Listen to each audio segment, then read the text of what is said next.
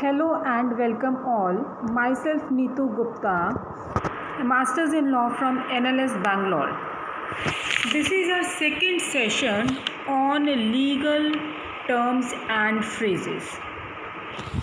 So in my previous session, if you have looked at my previous session, in that session I have discussed 20 legal terms. Now again I am telling you that for student who is appearing for law entrance, it is where these legal terms are very important for those students. It will help you to crack your law entrance. So now again in this session we are going to discuss around 10 legal terms, you can say. First, abuse of discretion. Abuse of discretion, what do you mean by this legal term, this legal phrase? Exactly, you can say legal phrase. So it means it is an error of judgment.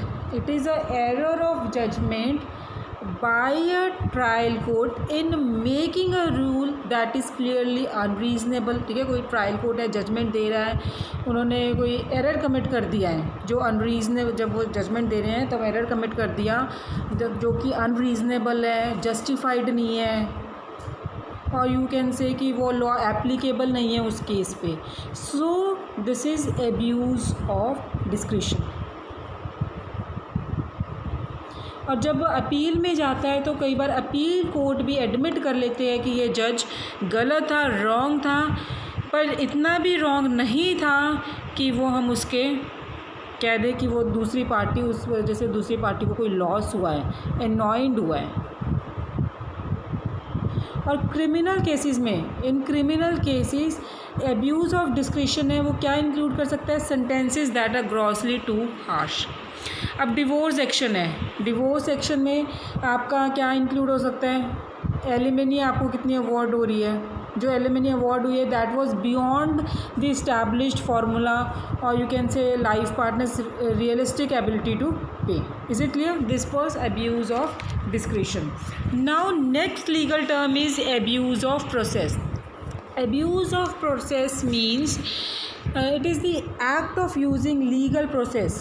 ये act है जहाँ पे आप legal process use कर रहे हो, legal proceeding के time illegally use कर रहे हो ऑब्वियसली, क्योंकि आप दूसरी पार्टी को हैरास करना चाहते हो. ठीक है, you want to harass another party. ठीक है, उसमें आप क्या कर रहे हो? You are using act of using legal process during a legal proceeding to harass another party to the suit, to intentionally incur. इस वजह से आपकी क्या इंटेंशन है, क्यों हरास कर रहे हो दूसरी पार्टी को? कि आपको वो कॉस्ट पे करे.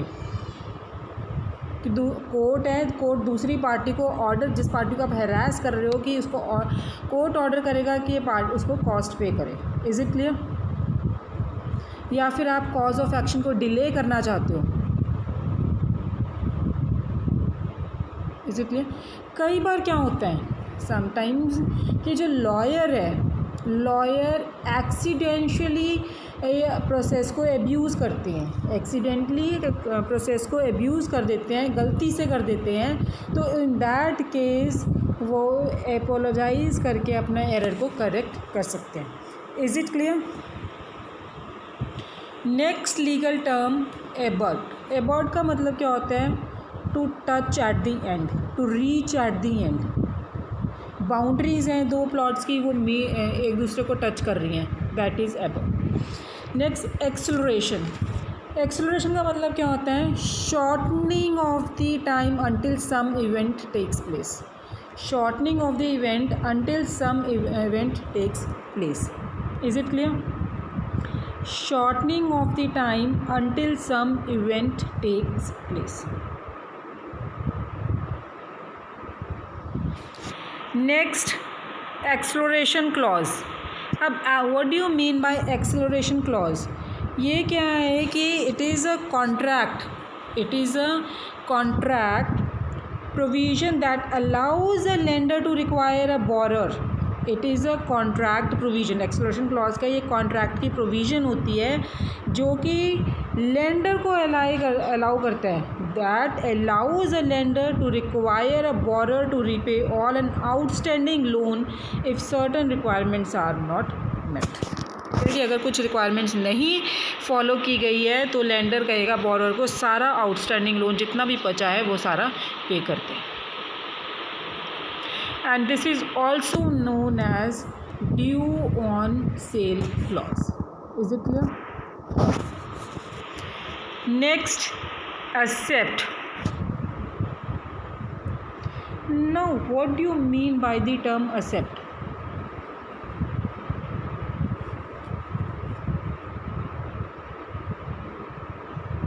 What do you mean by the term accept? अगर हम जनरली बात करें, कुछ आपको मिलना, किसी ने कुछ एक्सेप्ट किया है, किसी ने कुछ अप्रूव किया, यू कैन से, ठीक है, you are receiving something with the approval, intention to keep it, that is accept. Next is acceptance. Acceptance क्या है कि आप किसी से कुछ, अगेन वही चीज़ आ गई है कि आप किसी से कुछ रिसीव कर रहे हो उसको रखने की वजह से, और ये शो कर रहे हो कि it was based on an agreement. अब कॉन्ट्रैक्ट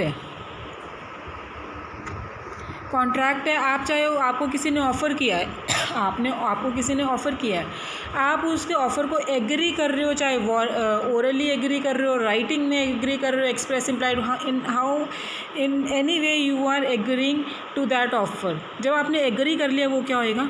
एक्सेप्टेंस होगा। Is it clear? That is acceptance. Now acceptance of service. What do you mean by the term acceptance of service? Now जो ये आपका एक्सेप्टेंस ऑफ सर्विस है, ये एक agreement है जो कि डिफेंडेंट करता है या उसका लॉयर करता है किसी भी लीगल एक्शन में, कि उसने कंप्लेंट एक्सेप्ट कर लिया है, कोई पिटीशन एक्सेप्ट कर दिया है without any law enforcement. Is it clear? तो ये जो एक्सेप्टेंस ऑफ सर्विस है ये राइटिंग में होना चाहिए, it must be in writing, कोई प्रूफ नहीं है दैट इट इज़ हैपेंड, तो रिसिप्ट होनी चाहिए, एक्नॉलेजमेंट है, एक्सेप्टेंस ऑफ सर्विस भी इसमें मिलेगी, तो जो कि signed, dated, sent back to the attorney. Is it clear? Next is access क्या होता है? अब एसेस मीन्स कि जहाँ पे आपके पास एबिलिटी है, you have ability to get the thing. अब कोई प्रॉपर्टी का केस है, आपके पास ability to get the property. जब हस्बैंड है, हस्बैंड के पास अपॉर्चुनिटी आती है कि अपनी वाइफ को to make love to his wife, वो कहते हैं कि एसेस है।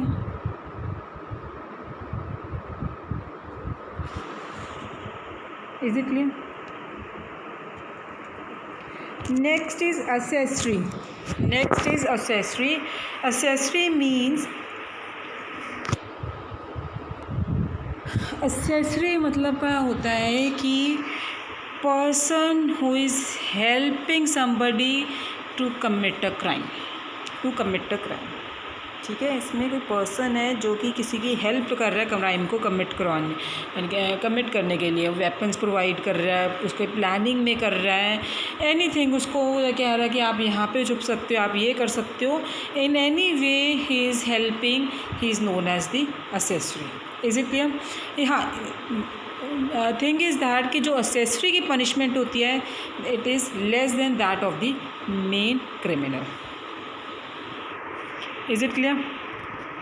Next is accommodation. Accommodation क्या है?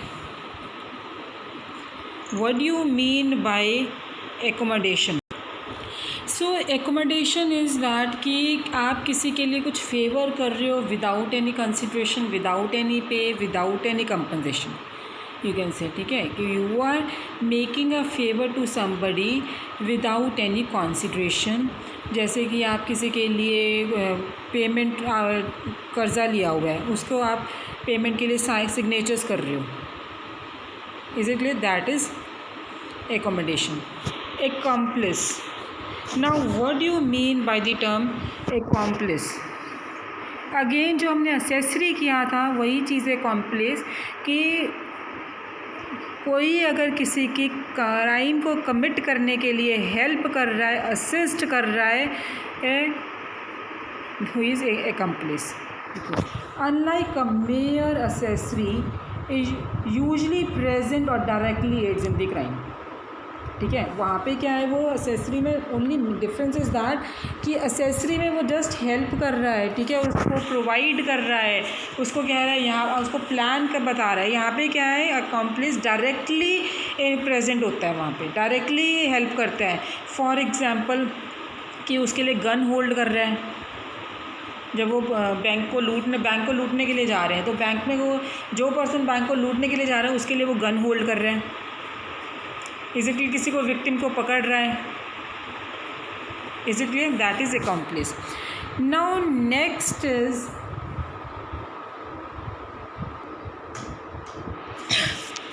accord and satisfaction means you can say it is a legal contract. It is a legal contract जहाँ पे दो पार्टीज़ एग्री करती हैं कि जो आपका ओरिजिनल कॉन्ट्रैक्ट है, suppose there is a contract for the payment of some amount.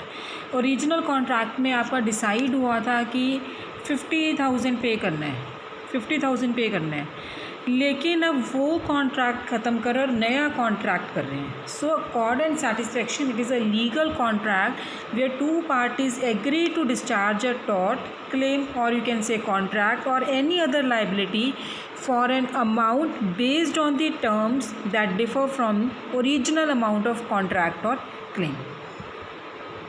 Is it clear? So accord means, the term accord means agreement. Accord means agreement. यही मैंने आपको बताया है कि एक लीगल कॉन्ट्रैक्ट है जहाँ पे दो पार्टीज एग्री करती हैं. Satisfaction means payment. Satisfaction means payment. तो जो मैं आपको एग्जांपल दे रही थी 50,000 का, आपने एग्री कर लिया कि instead of 50,000 you are going to pay 40,000. So it has replace the original obligation of 50,000. Now you have to pay 40,000. This accord and satisfaction, it is generally used by the creditors as a bird in the hand is worth two in the bush. So what this phrase means, कोई अब legal phrase था, legal phrase में एक और आ गया कि creditors इसको generally किस तरह से यूज़ करते हैं. तो वो यूज़ करते हैं bird in the hand is worth two in the Bush.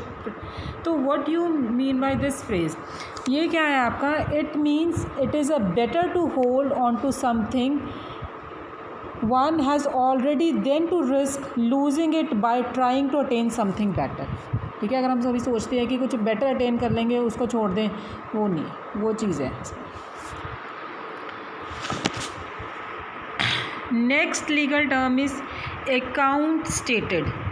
Account stated, what do you mean by the term account stated? So account stated means it is a statement between a creditor and the debtor which is based on their previous series of transactions that a particular amount is owed to the seller on a certain date. ठीक है, so it can also be say as invoice also, or you can say summary of invoice which is signed by the customer or it sends to the customer who pays part all without any dispute, without any protest. This is account stated. Next is account payable. Account payable means bills that are owed.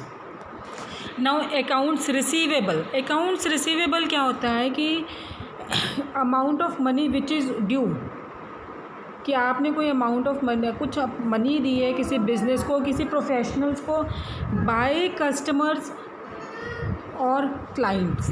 ठीक है, generally तो वो जो accounts receivable होते हैं that refers to the amount due and it is considered in calculating the value of business problems in paying their debts. Is it clear? This is a account receivable. In such accounts receivable, people makes big mistakes, overly eager to buy a business to give too high a value to the accounts receivable without consideration chances of collection. Last legal phase of this session is accretion. Accretion क्या होता है? What do you mean? It generally means addition. It generally means addition. Clear? और you can say increase. Increase. किसी ने आपने किसी की property आपको प्लेज की गई है, प्रॉपर्टी प्लेज कर दी, उस पर आपने कोई इंक्रीज़ कर दिया, कोई एडिशन कर दिया, that is accretion. Is it clear? So this was the accretion. In the second session, again we have discussed around 20 legal phrases. Now in next session again we will discuss some legal terms. Thank you.